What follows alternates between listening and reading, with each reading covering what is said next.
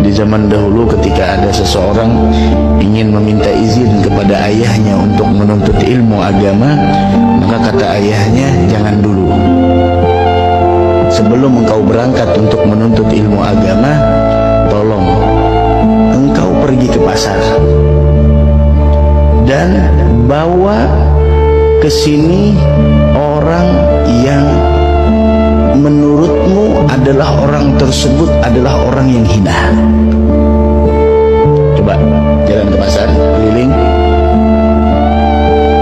bawa ke sini orang yang menurutmu adalah dia orang yang paling hina.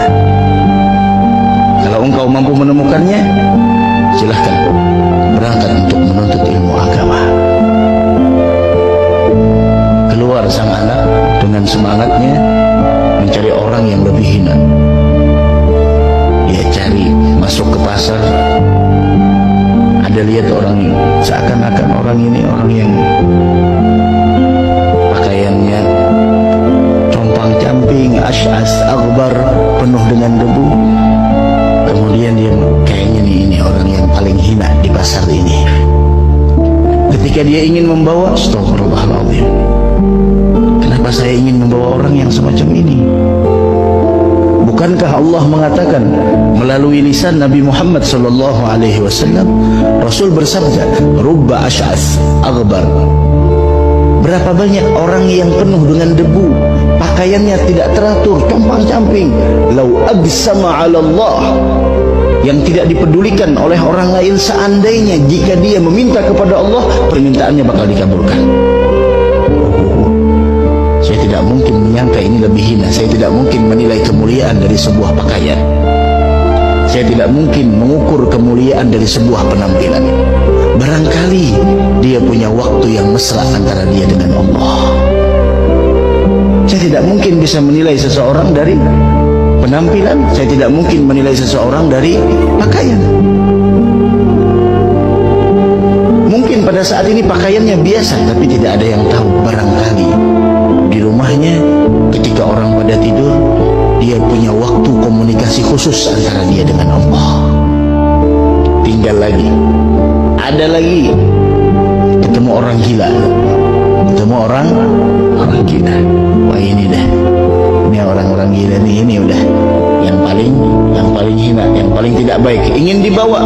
Astagfirullah, kenapa saya merasa lebih hebat dari orang gila? Orang gila dia tidak ditulis sedikit pun perbuatannya, perbuatan maksiatnya tidak ditulis, apapun tidak ada ditulis catatan amalnya, dia bebas. Terus bagaimana mungkin saya merasa lebih hebat darinya, sedangkan saya, segala dosa saya dicatat di dalam catatan amal saya? Tinggalkan lagi,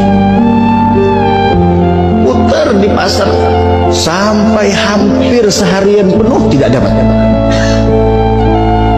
Ketika sepulangnya ketemu dengan anjing. Oh ini anjing, oh kayaknya ini nih makhluk yang terhina di permukaan bumi ini. Diikat tuh anjing. Ketika diikat, dia teringat, mana mungkin saya merasa lebih mulia daripada anjing. Kenapa?